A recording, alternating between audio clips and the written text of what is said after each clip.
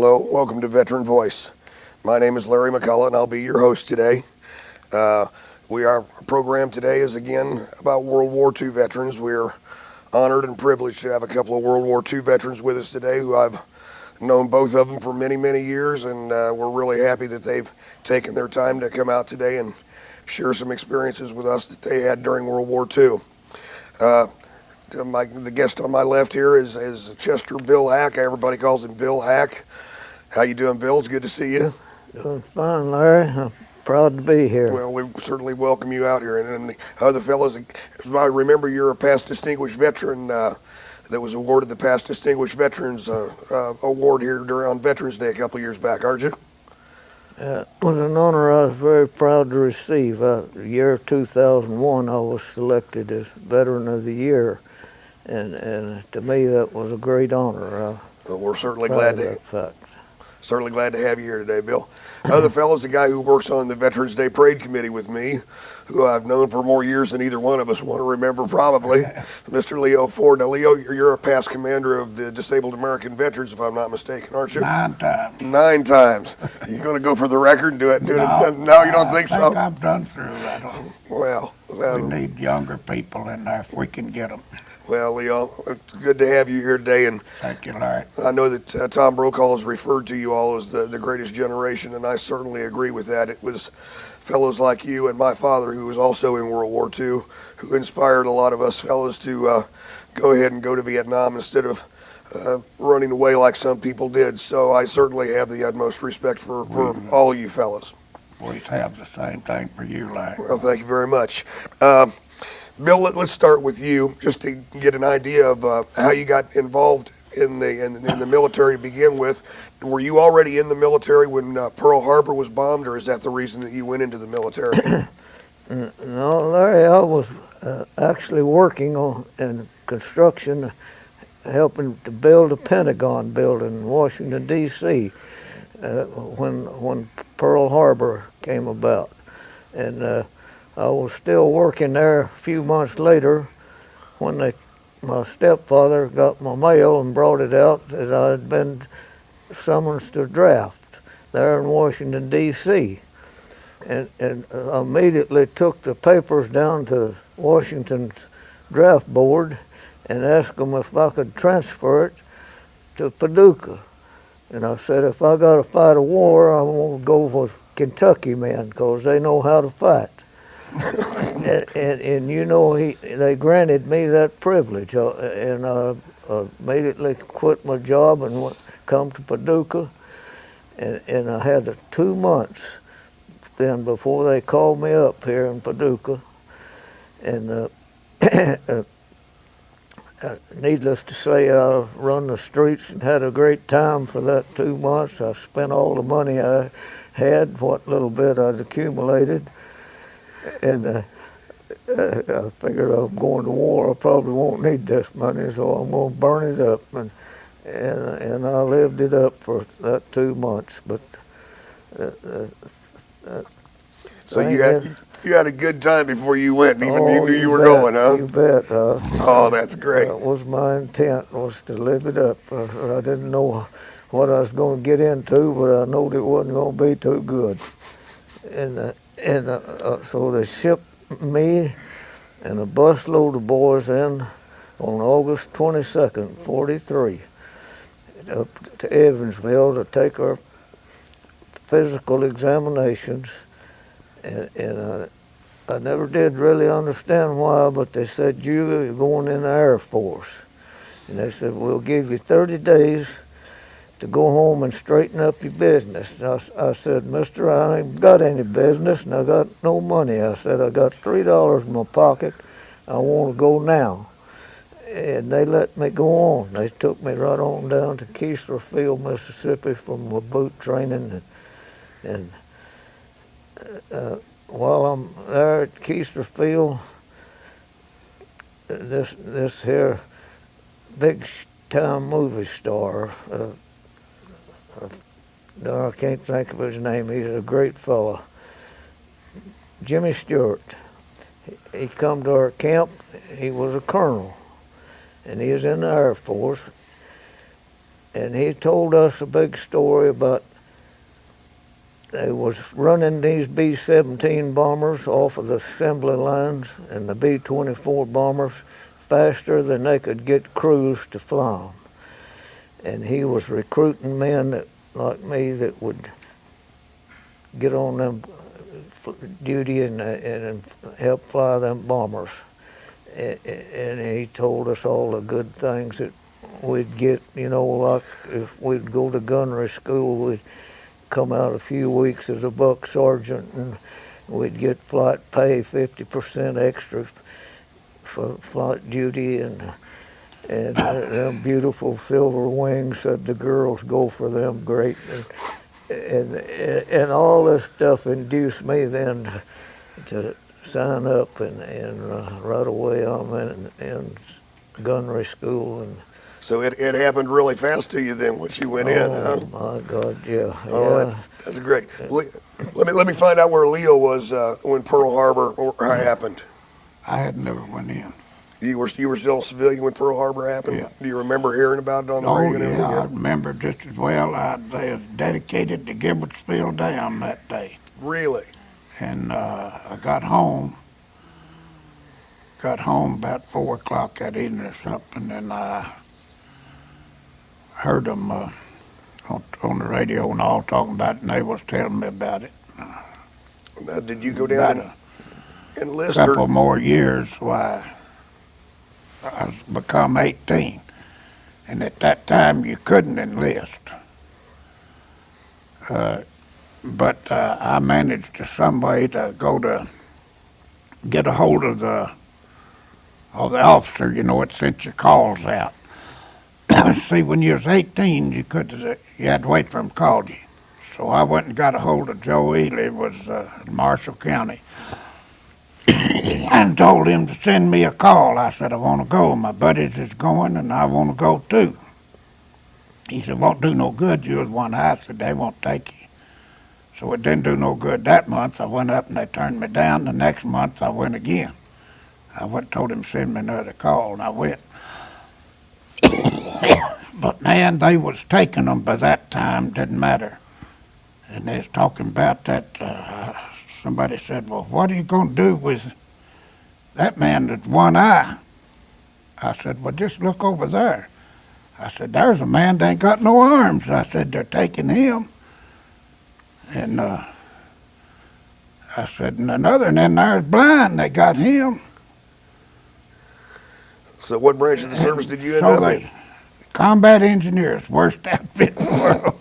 And they said, well, he can see enough. Said, we got a blind man peeling potatoes. Said, he can go over and tell them when they got their buckets full. And I was gone then.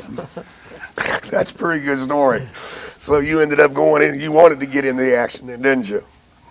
Good. Yeah, I volunteered to go overseas, but they wouldn't let me do that. So they put me over taking care of German prisoners. Really? Well, now, Bill, you were talking about how you got to meet Jimmy Stewart, and that was during your training, and he kind of talked you into deciding to. What was your duty? Did you become a pilot or a bombardier or? Son, I didn't have the education to be a pilot, which is what I wanted to do, but I could qualify as a aerial gunner on the bomber. And they had a 10-man crew, and 6 of them was gunners on there. And they had a real shortage of that because the flight duty is all volunteer. They can't say you're going to fly. You have to volunteer for that, and so therefore it's pretty hard to man all them planes that's turning out so fast. But I liked what I was doing. They had me scheduled to go down at a school to learn to be a mechanic, and it would take several months. And I was wanting to get in where the action was, and I figured the airplane mechanic wasn't going to be in no action at all, and I was glad to get out of that deal. So, and that's partly why I got in on being a gunner. But it worked out pretty good for me. But it was some rough stuff now, but I don't regret a minute of it. So you actually had the training then and volunteered for and was trained as a gunner. I sure would, son. Leo, did you get any kind of special training or anything for the combat engineer job that you were doing? Or? I took one full course of it that all of the soldiers took, and then I turned around and was a officer, was made a corporal, and they set me up, and I had to train another round, and that was 10 times worse than my first one. You know how it is, Yeah. training. And So after you got your training done, you never did go overseas. Then you were no, assigned here they stateside. Then. assigned me to the southern part of where they sent all of the big bunches of German prisoners. Really? Like Camp McCain, we had 76,000 of them there. Oh my gosh. That's a lot of guys to try to keep an eye on. I stayed with them and putting them out on plantations and everything, where they worked on all the farming, like I was telling them a while ago in here. They done our country a lot of good, because, it might have not have been that we could have got enough food, because all of our men they took was overseas, And we worked every one of them German prisoners. We had them doing something. So they were fed well and treated well. They were just expected to work. Exactly like we fed our German prisoners. I don't know about the Japanese, because I never ran any of them.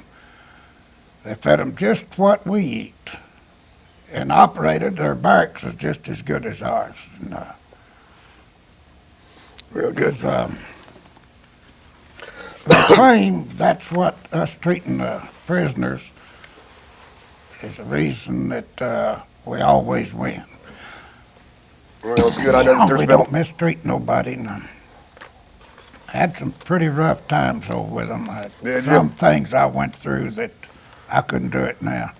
Well, that's one of the things I wanted to get into was some of the stories that you all have got to tell. And Bill, I noticed that you brought a jacket here with you with your decorations and your wings and your awards on there. Those are the wings, I take it, that are supposed to attract the ladies, right? That's what Mr. Stewart told you. Gunner's wings. Gunner's wings. All right. Is there any of those? You want to name off what the awards are there? Well, that first thing there on the left in the top row, Here? up here, that big, Yes, sir. that's a presidential unit citation, and our 305th Bomb Group was awarded that as presidential citations on 2 different occasions. Okay. That's for outstanding work that they did. That is known as a Distinguished Flying Cross, which is a pretty high medal in the Air Force. Yes, it is. And that I recognize. That's your Purple Heart, isn't Purple it? Heart. I picked up 3 pieces of shrapnel in one air battle, and I was shot down during that battle, and was rescued by the British Navy. But I got that Purple Heart for that deal. If I'm not mistaken, is that an air medal? That's an air medal With 3 clusters on it there. clusters. Yeah, I got an air medal in Vietnam. You've got one of those. Yeah, it's unusual for an infantryman to end up with an air medal, but you we know were what flying as that many is. hours as the door gunners, so I got one of those. But I don't have any clusters on mine. Now what is? I don't recognize That's that. the Army Good Conduct Medal. Oh, that's why I don't recognize it. I never got one of those. Well, I'm surprised I got one. Well, I wasn't too good to say I earned a Good Conduct Medal. I never thought I'd live to get one of I them. was proud of that little But bit. of course, I bet you were. that's more or less what we call a fruit salad. That it don't mean a whole lot, but. It sure looks good. Now what is this one here on the That bottom? was a World War II Victory Medal. Okay. And that one next to it was the European Theater Operations Medal. With each one of those stars stands for a major battle. You got 3 of them on there. And that next medal there it was the American Theater medal. That each one of those stars on there stands for a major battle of the European conflict that I was involved in. Well, I want to get back to you in a second, find out if you got some stories that you can relate to some of those awards. Leo, what type of awards did you receive while you were in the military? I mean, I know you got the good conduct medal. You mentioned that a moment ago. And, did you get a World War II victory medal or anything? Yeah. They did, yeah. And you should have one of those I've lost American them all. Theater medals as well. I know. As many years ago as it's been, they're hard to keep up with sometimes. Yeah, I lost them a long time ago. Like moving around. Then younger, and I didn't realize how much I wished I had them now. Yeah, if we only knew then what we know now, right? Yeah, uniforms and everything. Yeah. Well, Bill, tell us an experience or two that you had that stands out in your mind. Maybe it relates to one of the medals or just something that stands out in your mind. The one that stands out in my mind the most was my third mission. You know, a bomber crew are a pretty close bunch. They've trained together here in the States for several months. We met, part of them have met their family. And, you know, on weekends we'd go maybe to some of them's family and meet them, and you just get real close. You know what the bonded to brothers means. You've done that yourself. You can't get no closer to men than what you do with a crewman like that on a bomber. They're close as any brothers could ever live. And when we got assigned to the 305th Bomb Group, the first thing happened to us was they split our crew up and used us for replacements on half a dozen different crews that needed someone that got killed and needed a replacement. That broke our heart. It really did. It was a hard thing to swallow. You had to go fly with men you'd never seen before, and it took you away from these fellas. Well, were you all still in the same unit, or were they spread around? In my case, it happened that one of the waist gunners on this crew that I flew with that day had got killed on the mission before, and I took his place. And the target was Saint Nazaire, France. Was submarine pens there that was going to try to destroy. And it was noted to be well stocked with anti-aircraft guns, and fighter protection was real great. And we fought, I guess, a 3-hour gun battle going in to that with the German ME-109s, Messerschmitts, and Focke-Wulf 190s. That was their chief fighter planes. At that period of the game, we didn't have any fighters that could go with us. They could take us to the coast, which usually British Spitfires would go to the coastline with us, and they'd get low on gas and have to leave. Well, that's when the fight started. The Germans just waited till they left, and then they jumped our butt. And we fought all the way to the target. And then when you got to the target, the flak from the ground fire would be so intense that the German fighters would back off. They wouldn't come in there. It'd be just like a big black cloud, and we'd have to fly through that flak stuff.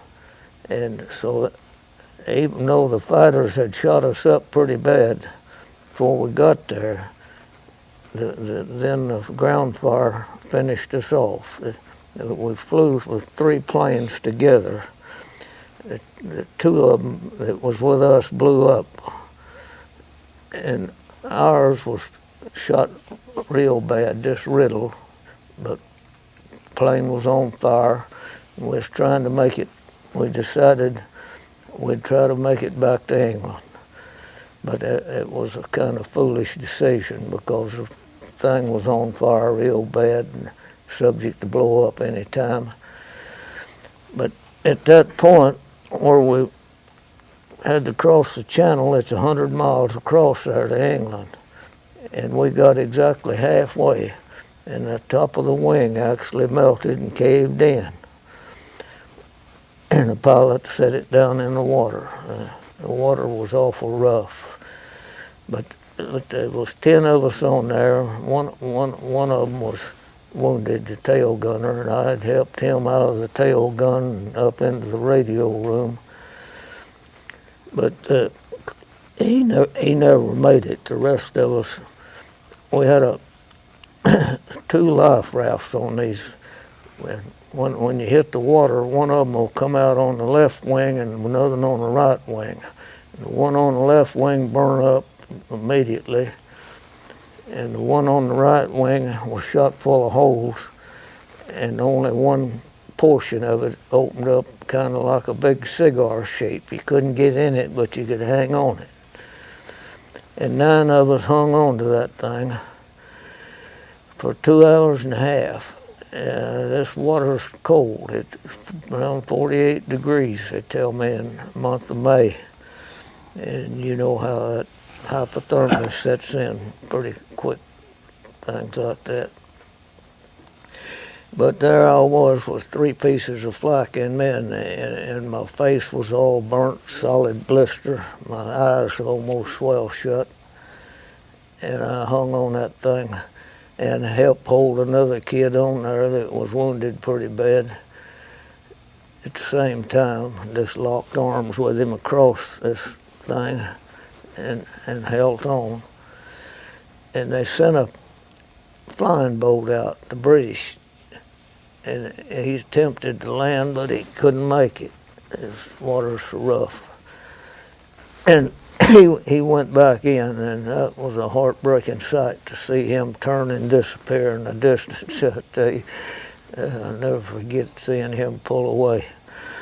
But then shortly after that, they sent what we call a PT boat out. It was a British PT boat.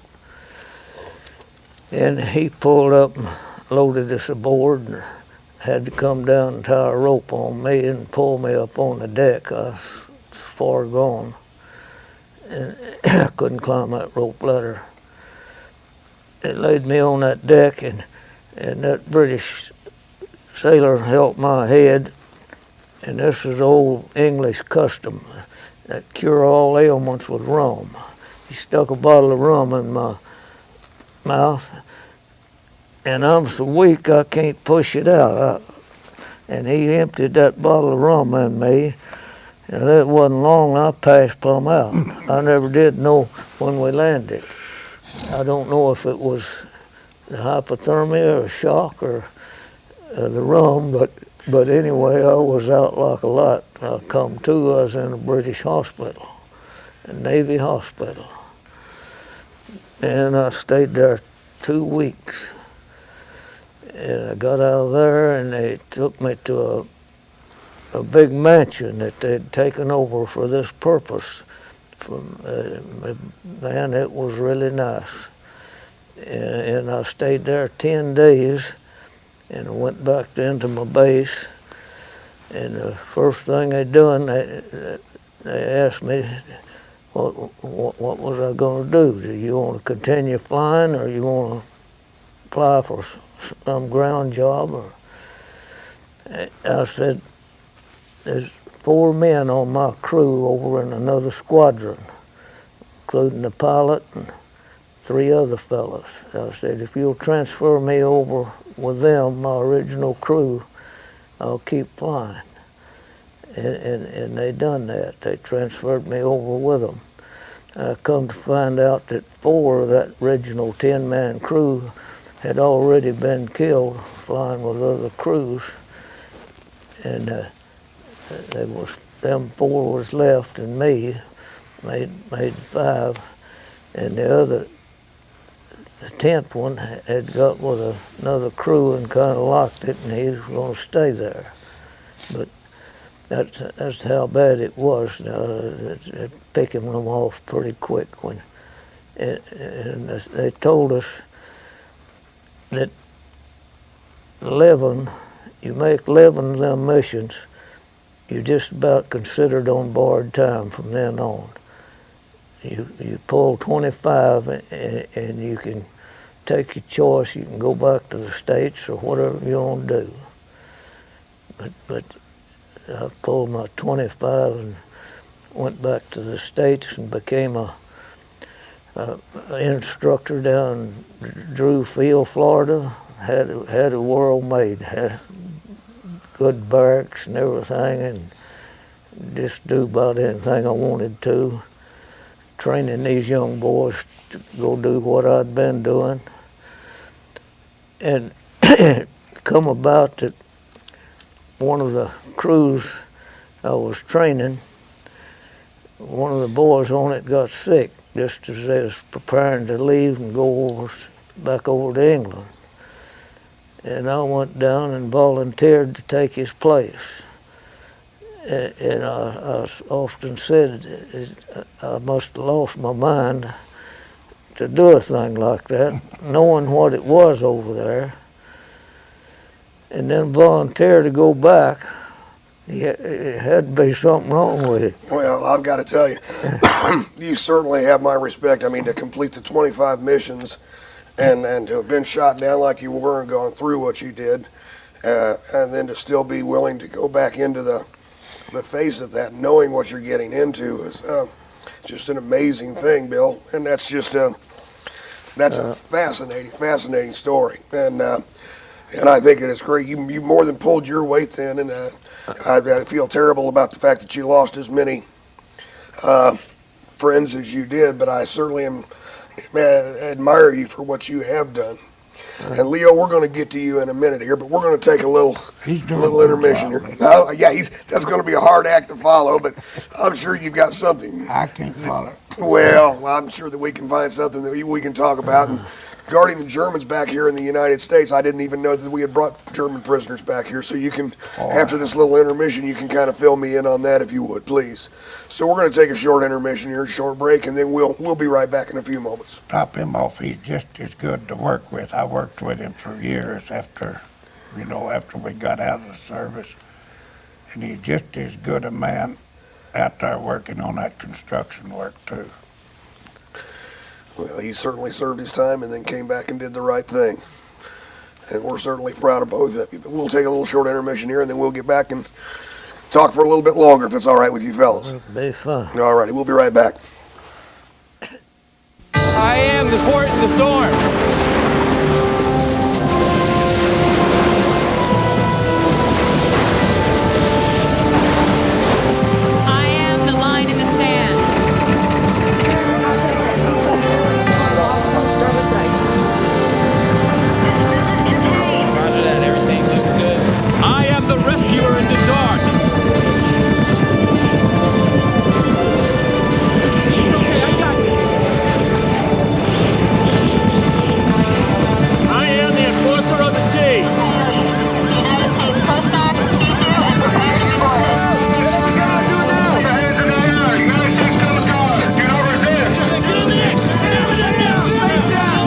Defenders of the homeland. We are the shield of freedom.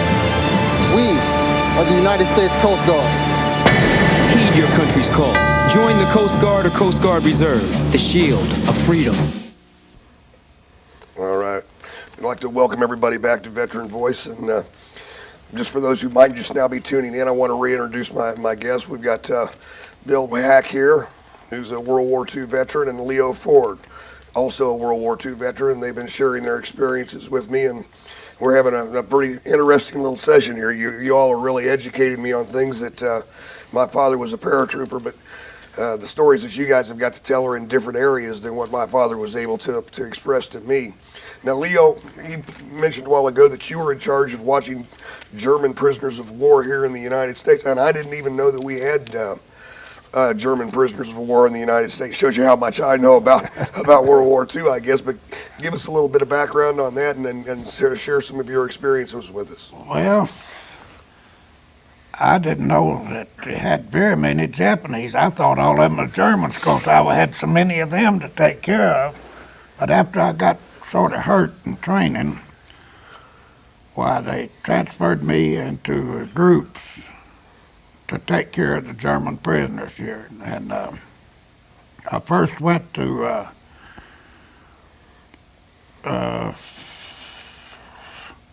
camp in Aliceville, Alabama. I don't know, you probably have read about where they built a dam in Alabama right down from Columbus, Mississippi. They built two, one Columbus and one that's right where that dam's built now. And so I got a lot of experience there because we had about 35,000 of them there. And I got some experience there that I didn't have in the other places I went to. From there, they shipped me 3 different times, put me on detached service to help out, when the other prisoners, that they didn't have enough people to take care of them. I trained some of them into jobs that they done. But in this one that you was talking about just a minute ago about me being locked up inside with, I guess, 15, 20,000, maybe 30,000 of them.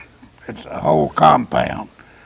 And of a night, when I'd catch it, about once a month, we'd catch, us office workers would catch the night of duty. We'd have to be locked up in there with them.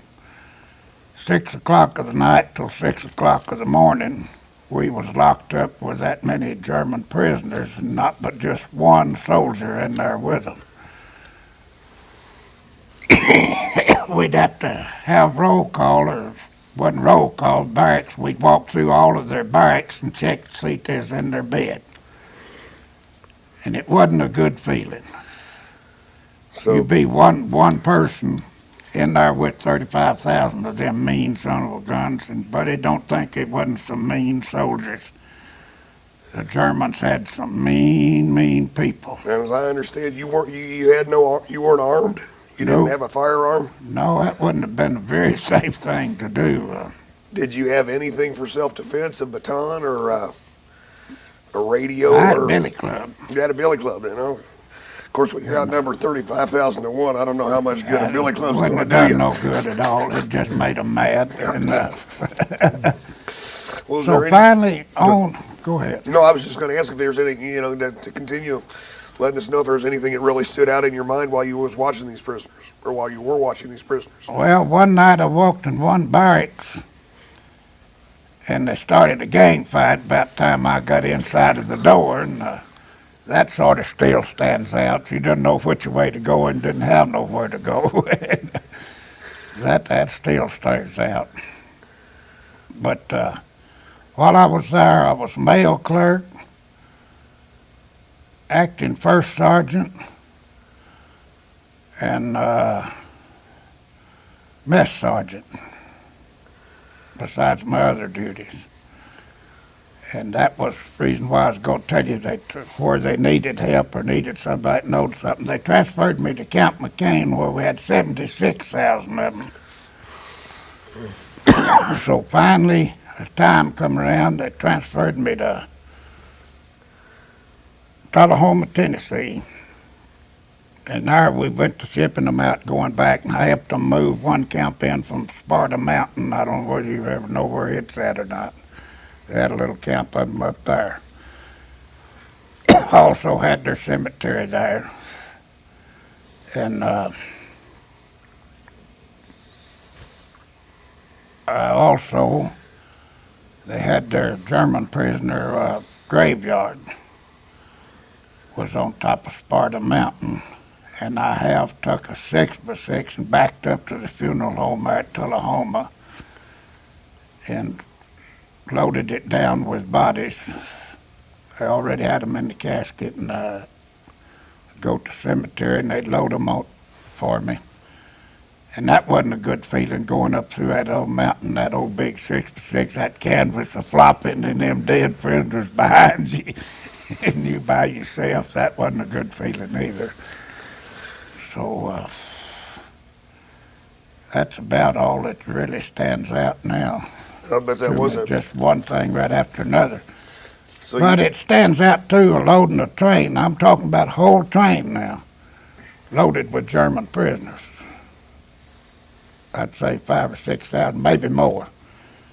We'd start at midnight. Never would start loading them till after midnight. It's the only way you'd get them on there. You'd have to push them on. They didn't want to go back. So many of them, it's like he said, they'd done everything gone in Germany. You know, they'd got letters, they got their mail. They'd got letters that their family was wiped out and all of their property and everything gone. So I guess, you know, I don't know it.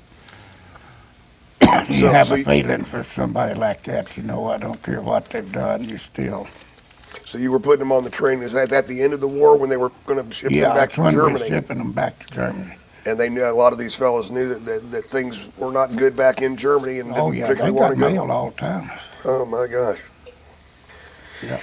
Well, it sounds like you certainly wore a lot of different hats while you were Yeah, serving the country. a lot of it, of course, I would have left to went over there with the other boys, but I didn't get to do it. So, Well, everybody's got their own job to do, and it's got to be done. So. I guess I did land something that I'd done for my country, because somebody had to do it, Exactly.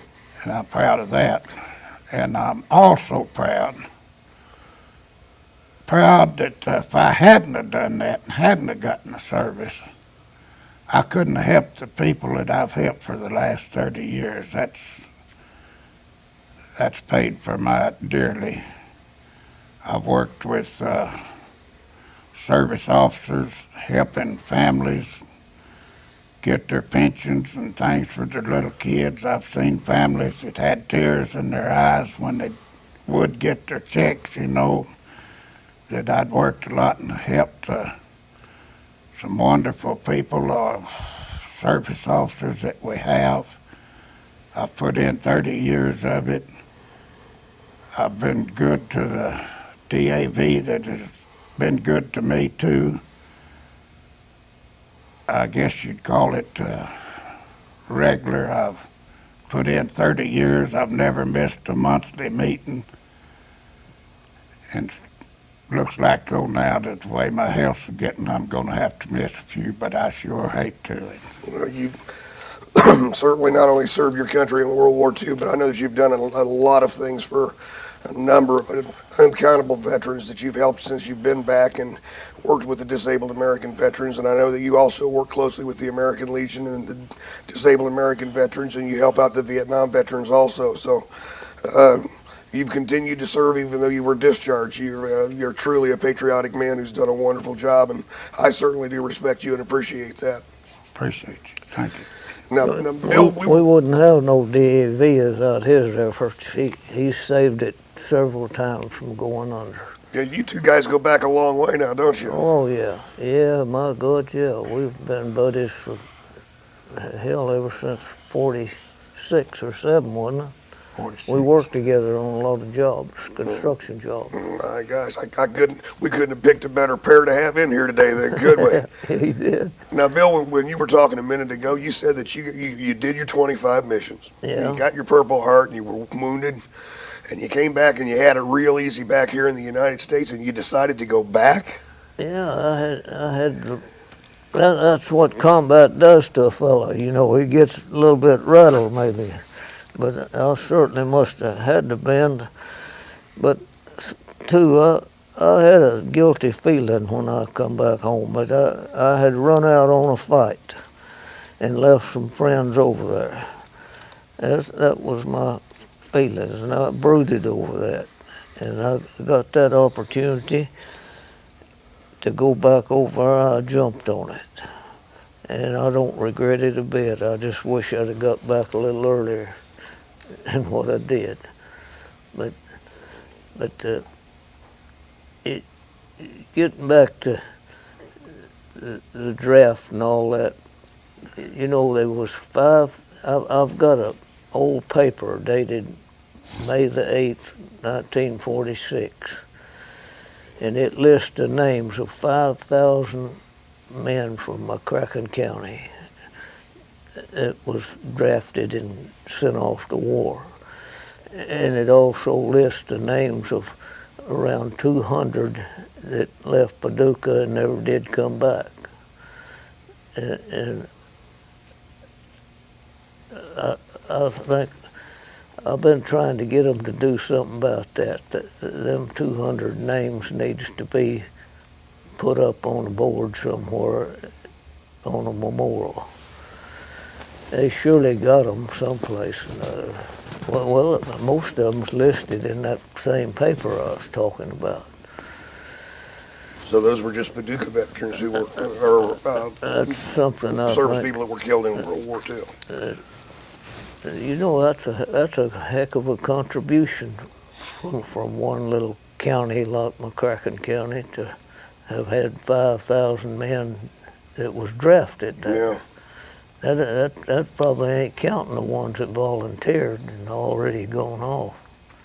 Yeah, I don't know what the numbers or the statistics are on that, but Yeah. I'm sure that there were several people that enlisted after Pearl Harbor happened that felt that wave of patriotism, just like after 9/11. I heard that enlistments went up substantially to support the country, and I know that the war that we're in right now is nothing near what World War II was, but at least there are some good young individuals who are still patriotic enough that they would give of themselves and leave their families and to go and fight for the country. Now you were mentioning a little while ago about what was done to Germany as the war neared its end, that there were a lot of towns that were completely destroyed. To try to, do you figure that was to break the morale of the people and to just get the factories shut down and everything so that the Germans couldn't come back? That's what it was about. At the beginning of the war, we liked to brag that we struck only military targets. You know, we didn't indiscriminately bomb an open city or something of that nature. But that wasn't true. The British had been doing it for years before we got in there, and their purpose was to bomb and kill the workers.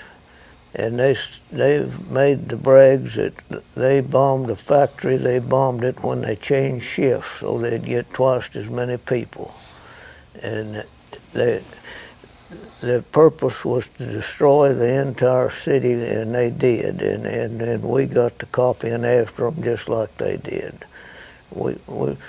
They quit. They claimed, we had this bomb site that was supposed to have been the best in the world. That you could pinpoint any target and hit it. They took all them bomb sites out of them bombers, put a bomb sight in a lead plane with a bombardier, took guys like me that wasn't bombardiers, had no training as a bombardier. I knew how to operate all of it, and put me up there. I was a good gunner. That's what they wanted up there in that nose. And when that lead bombardier had a bomb sight, when he dropped his bombs, I flipped the switch and dropped mine. And they didn't give a damn where them bombs hit, as long as it hit somewhere in Germany. You wasn't worried about hitting a military target. You just dropped her and it hit somewhere in that city.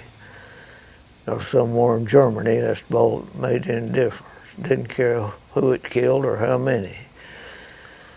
I think that's what made World War II, the casualty rate being what it was, is that, like you say, not only do you have the soldiers to worry about and the Air Forcemen and the service people are fighting, but there are cases where civilians are going to be at locations that have to be destroyed. That's right. And I'm sure that... and you see, for more than a year, the 8th Air Force was over there, the sole fighting group that was over in Europe outside of the men that was down in North Africa.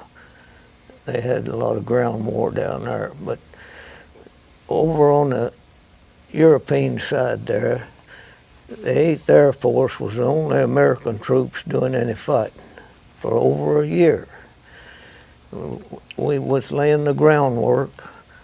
I'd done been over there and come home before D-Day. You know, D-Day's when they made the invasion.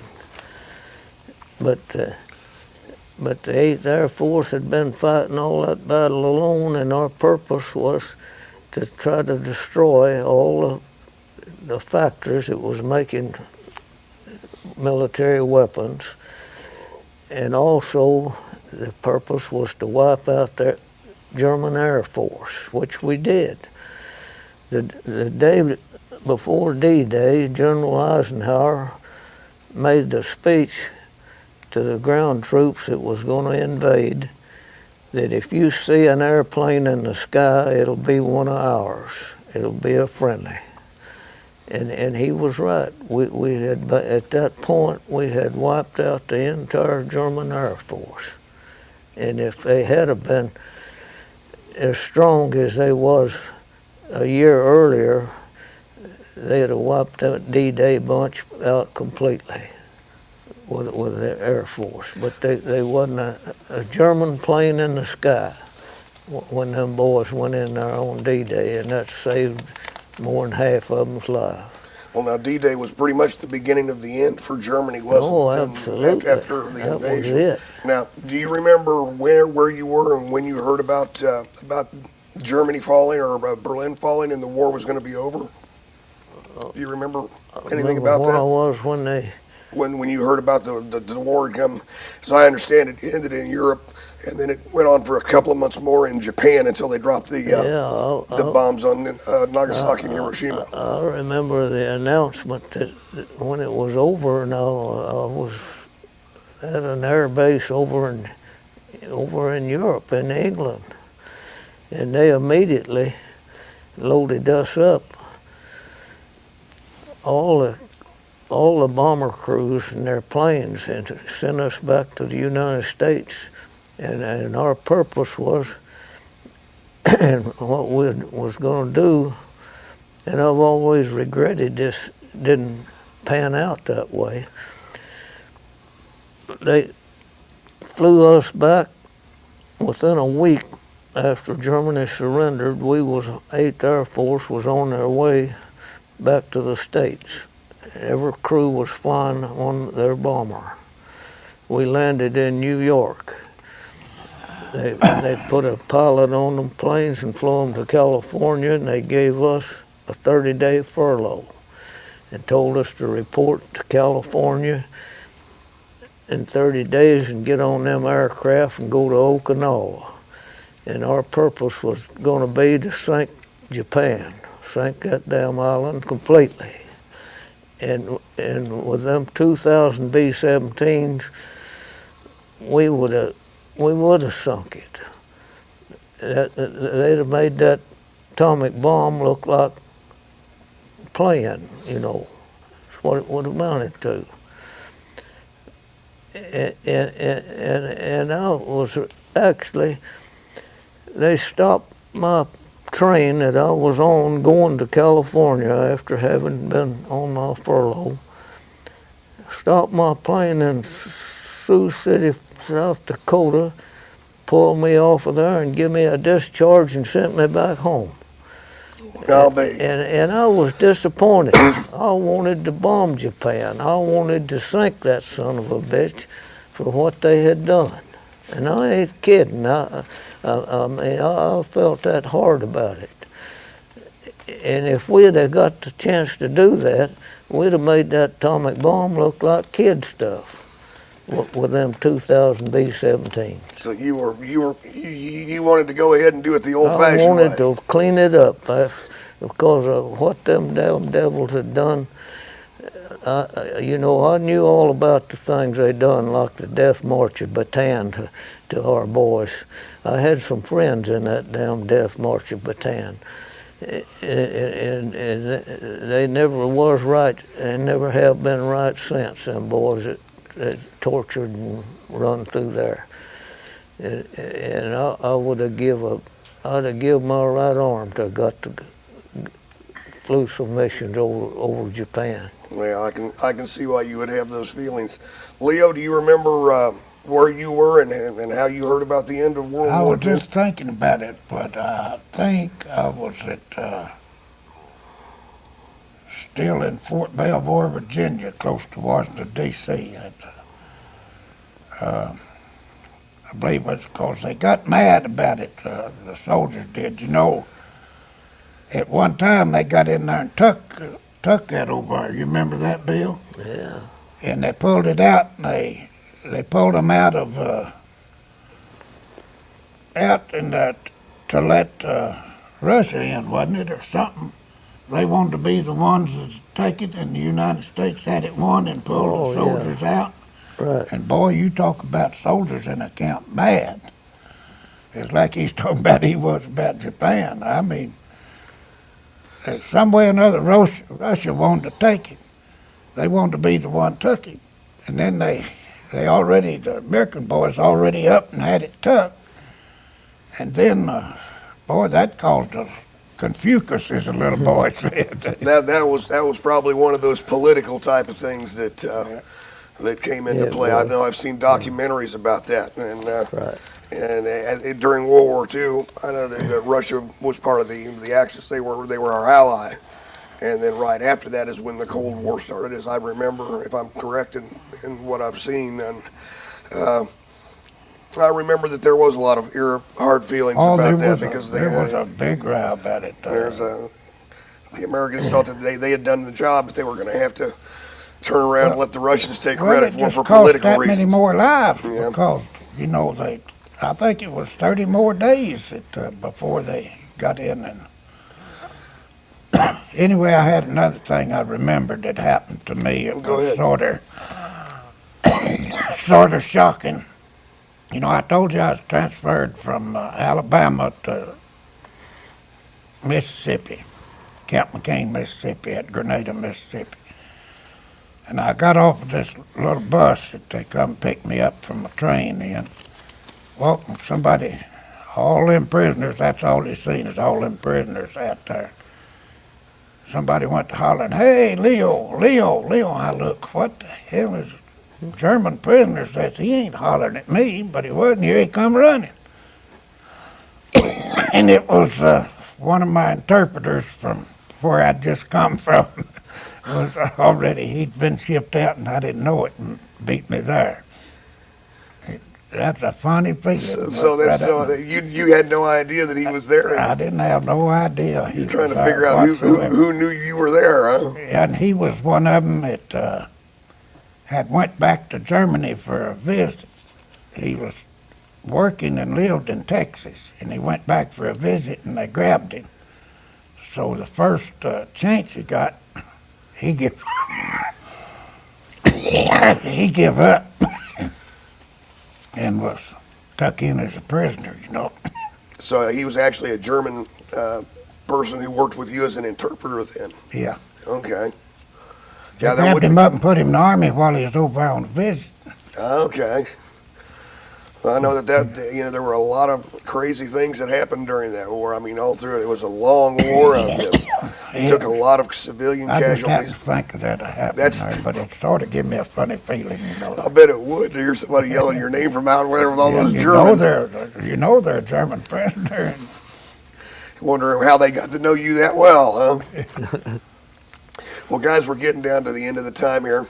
Is there anything you'd like to say in closing, Bill? That to the audience out there, any type of message you'd like to say to the young people that might be coming back from Iraq, or the people that might be watching at home? Well, there's been a lot of talk about the greater generation and all this and that, you know. But we did do a lot of great things. We had to. We had to do a lot of great things. We done without a lot of things outside of the war effort. Things were tough and difficult to make a living and all that sort of thing.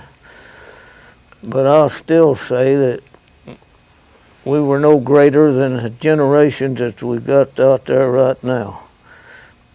And it's my firm belief, after having talked with several history classes and these young kids, that they too would rise to the same occasion if they're called on to do so.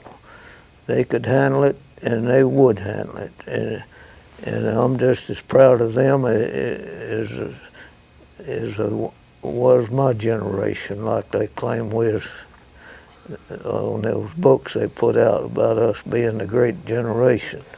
Well, you're very humble, but I do agree with you. I think that there are a lot of good young people right now that are serving our country overseas in some very difficult circumstances. They've come through just like we did, if it's called on to do so. We need to make sure that people, regardless of their politics on the war, support the troops that we have over there. Whether you're for the war or against it, you have to have respect for those people and leaving their families the way they've had to do and enduring what they do and not knowing if they're going to live from one day to the next. These young people coming back certainly do deserve all of our respect. They do, indeed they do. Leo, have you got anything that you'd like to say in closing? Yeah, we need to give all the respect we can and stand behind them all we can. And also have a lot of sympathy for the parents and the people that's left here, knowing that they might hear any time that, that their child is gone. And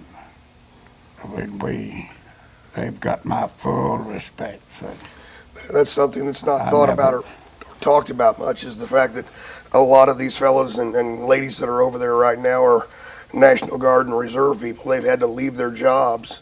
Yeah. And I know it's cost a lot of them everything that they had, not to mention having to leave your family behind. I know that both of you had family members, whether they be brothers or sisters or wives, fathers, mothers, and that's a big part of being gone and being overseas in a situation like that. That's why I know that mail was always important to us in Vietnam. Mm-hmm. I'm sure it was to you all in World War II, and it's a lot different now in the fact that these people can get email and that type of thing, which I think is wonderful, the technology they've got. But we do need to make sure that we stand behind them when they get back, and make sure the VA takes care of these people when they come back, and make sure that all of us take care of their families and help them while they're away. Okay. Well, guys, we had one of our auxiliaries been sending them a box every month.